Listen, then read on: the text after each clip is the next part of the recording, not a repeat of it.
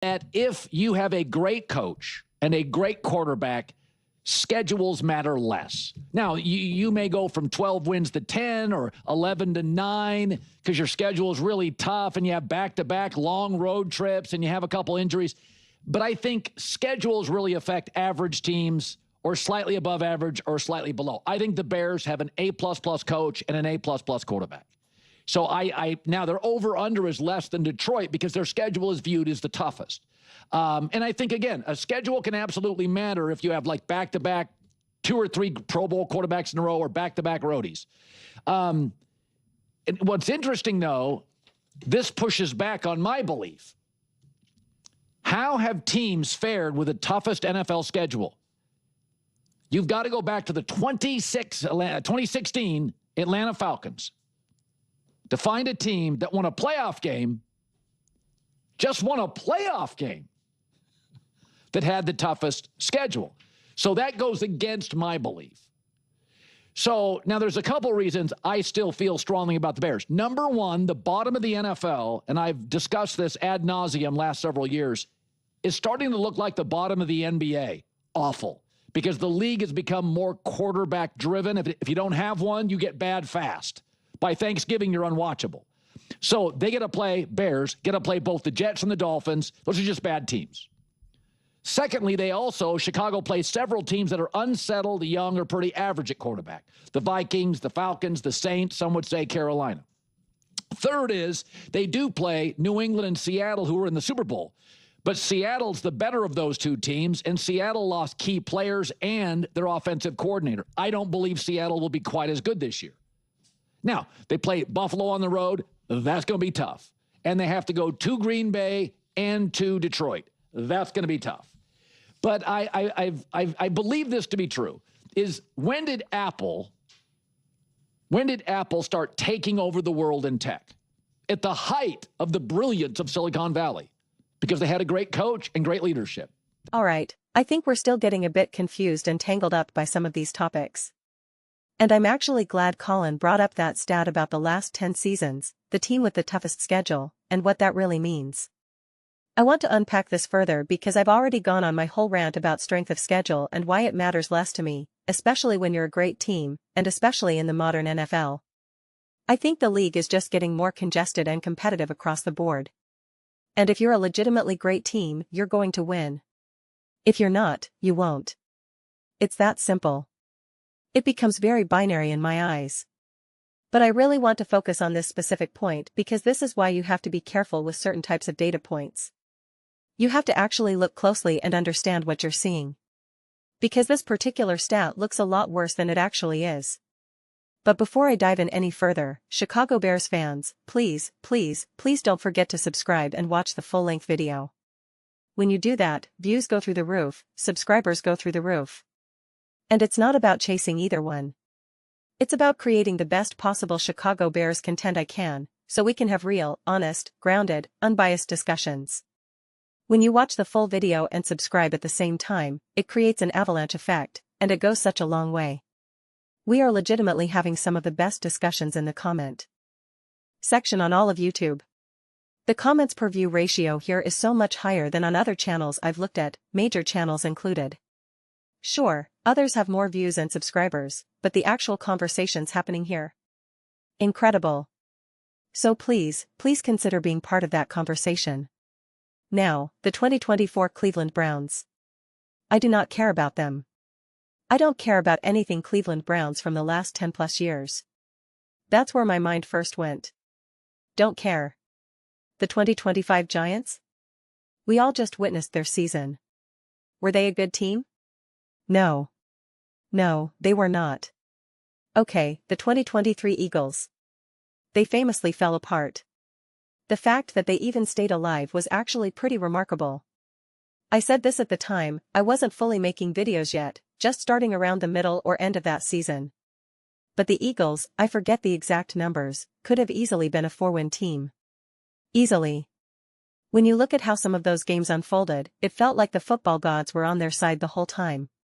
And then as soon as they needed to get buttoned up, they got rolled. Anytime they faced a genuinely competitive team, they were clearly not good. It had nothing to do with strength of schedule. That's what I'm trying to emphasize. Nothing to do with it. The 2022 Rams. I'm pretty sure that's when Stafford got hurt, because they won the Super Bowl in 2021, right? Then 2022, I think that's when Baker Mayfield was there for a minute, am I right? I'm almost positive that was the year. Because then Baker went to the Bucs in 2023, then 2024 was Liam Cohen, and now 2025. So I'm pretty sure I've got that timeline right. Then the Steelers, a collapsing franchise, all the nonsense with Ben Roethlisberger, everything trending downward. And this is also what the Steelers do every single year. They win just enough games to sneak into the playoffs, and then they lose. So already, the last 1, 2, 3, 4, 5 examples are all very specific, explainable situations. Very explainable. The 2020 Patriots. Oh my God, Tom Brady? Nope. Cam Newton. Cam Newton. Cool. Yeah. That was a time, remember that? The 2019 Raiders, Gruden, Carr. The Raiders during that stretch were one of the most inconsistent, up and down, all over the place teams. We have AB, we don't have AB. We have a head coach, we don't have a head coach. They were just all over the map. So using the Raiders as a frame of reference doesn't make much sense to me. The 2018 Packers, Mike McCarthy literally gets fired, and then the next year Matt LaFleur takes over and they go to the NFC Championship game. The 2017 Broncos, Vance Joseph as head coach, with Trevor Siemian, Brock Osweiler, and Paxton Lynch at quarterback. Come on. You could have just thrown me in there. I probably could have started a game or two. Then we finally get to an actual fully functioning team with a real roster, a real quarterback, coaching staff on both sides of the ball, great offensive coach, great defensive coach, great weapons, gr. Eat pieces, great quarterback. And they go to the Super Bowl. So there you go. You can easily explain the last 10 seasons and strength of schedule, tough schedules, all of it. Now, if these other teams, outside of the Falcons, obviously, if those other 9 teams had been better, more fully functioning, and weren't in the process of firing coaches or dealing with all that drama, would they have won more games with an easier schedule? I'm sure. Could the Raiders have gone 9-7 or something with an easier slate? Sure. Maybe they get a little more competitive, maybe they sneak into the wild card. But are they a Super Bowl contender? No. So it doesn't matter. And that's what I ultimately said in my previous video. When I look at the Chicago Bears, I'm not asking, can you be competitive? Can you make the divisional round? I'm asking, are you a Super Bowl contender? Yes or no? With the Falcons, the answer was yes, obviously. So strength of schedule didn't mean anything. Those other teams were clearly not actual Super Bowl contenders, and it wasn't the strength of schedule that did them in. It had nothing to do with it. And like I said before, if you have an easier schedule, could it help you put yourself in a better position to get the 1 seed or the 2 seed? For sure. Could it give an advantage to the Lions? If the Lions truly have a significantly easier schedule than the Bears, does that make it easier for them to win the division and get home field? Absolutely. That's all on the table. But at the end of the day, are you better than the Lions or not, regardless of the schedule? If you need to beat them in the playoffs or win a tiebreaker based on division games, again, you either are or you aren't. Yes, having a bye and home field advantage is a massive playoff advantage. I don't want to downplay that too much. But my mind still automatically goes to, you're either better or you're not. I think we get too obsessed with home field advantage. Oh, we really want that first round bye. And especially a first round bye, you play one less game, so that obviously helps. You win one game and you're in the NFC Championship. That's pretty cool. Someone said after I made a video on a different topic, we were talking about this, they asked, does a tougher schedule potentially lead to more injuries? That's interesting. I haven't seen any data on that. It might depend on whether you're playing a lot of tough, physical games where you don't get to just hand the ball off in the fourth quarter or play prevent defense. So maybe there's a slightly lower injury risk with an easier schedule. But I also have a pretty loose mentality about that. You're either going to get injured or you're not, man. Sometimes everyone gets decimated, sometimes nobody gets hurt. It feels so random. Trying to predict it is pointless. I mean, look at Greenlaw, healthy all season, Super Bowl, balling out, then Achilles tear. And they were rolling teams that year, too. Dominant. Rolling over. The 2023 Eagles and the Cowboys. In control of everything. If this were really old-school football, where every score was 10-9, everyone was beating each other up, playing close to the line of scrimmage, tough and physical, grinding it out, freezing cold, snowing every game, then sure, there would probably be an increased injury risk. But I just don't know if playing the Lions and then having to play, let me just bring up the schedule. Having to go up against, let's keep it without the division, because you play those games anyway. I don't know. Even when I look at this schedule, I think the division is doing a lot of heavy lifting for strength of schedule. A lot of heavy lifting. Which is interesting, because then you see the Lions apparently have a lighter schedule technically. I don't know, man. The way I look at schedules, I've done this for years, I pick all the easy wins and all the easy losses. That's not meant to say you're definitely going to win or lose those games.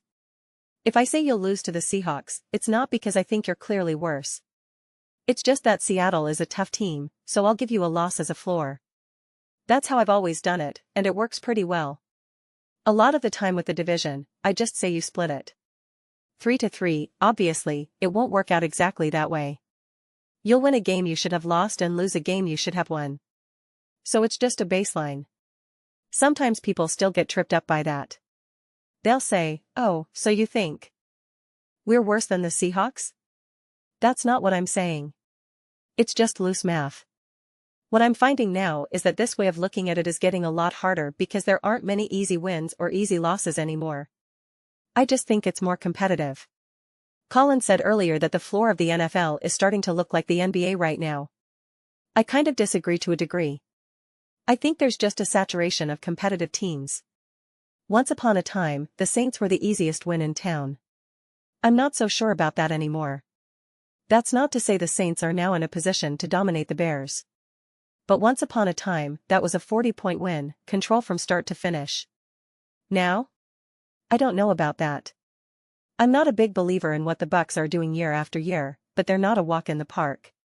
The Eagles, whether they're having a great year or a bad year, 2023 was technically their bad year. They still won 11 games. Granted, they didn't go to the Super Bowl like in 2022 or 2024, but still competitive.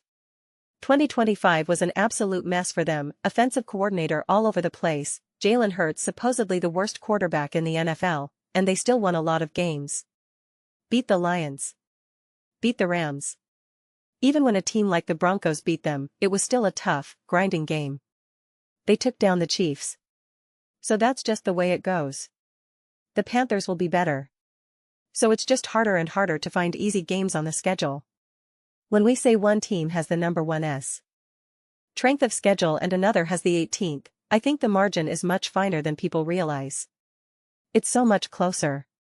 I'm sure playing a team like the Jets does a lot of heavy lifting in one direction, and playing the Bills does a lot in the other. So I'm not going to get too swept up about it. And I think when Colin pointed out that other graphic, saying it actually goes counter to what I'm arguing, I thoroughly debunked that very easily. Each team on that list was such a specific case. And the most competitive team, the only actual complete team with a complete coaching staff and roster, that team went to the Super Bowl. So I think it's pretty straightforward. But those are just my thoughts. I'd absolutely love to hear yours. What do you all think about the Chicago Bears and the potential issues they could face with their strength of schedule? Let me know your thoughts in the comments below. I read every single comment. Whether you agree with me or disagree, either way, let's get into some discussions. Let's get into some fights. But ultimately, let's just have some fun. Please do consider subscribing. We're building an amazing community here, and I'd absolutely love to see you part of it. I want to build something we all feel connected to, something we're really excited to be part of. I think we're well on our way. Please don't forget to give this video a thumbs up. It really helps with visibility and the algorithm. Thank you so much. See you next time.